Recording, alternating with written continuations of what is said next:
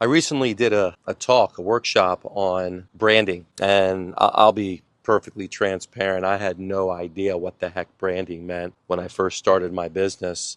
And actually, for many years into my business, I really didn't understand it. To me, branding was like, a Coca-Cola logo or an Apple logo. I really didn't understand what it meant, and I certainly didn't think that it applied to me. But branding applies to all of us. And a couple takeaways from our branding talk, which was really well attended and people loved it and were engaging.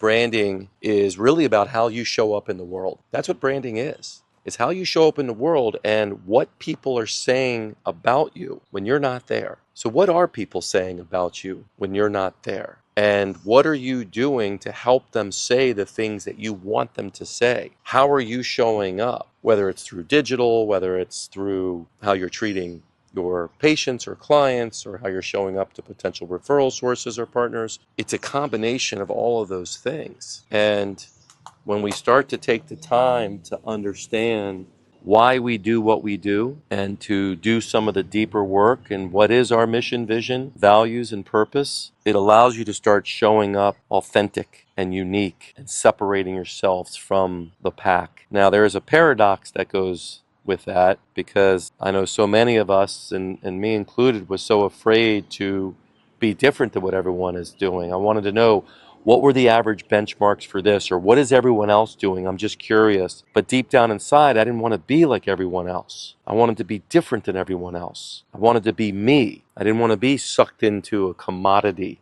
of, at the time, physical therapy. So I kind of asked that about you. What is the why in which compels you to do the work that you're doing? What are your values? What's that deeper sense that you have that caused you to open up your business? And is that consistently being put out there into the world, into your website, to your emails, to when you speak with people, everywhere you are? Because if it is, success, referrals, money, all that goes with it.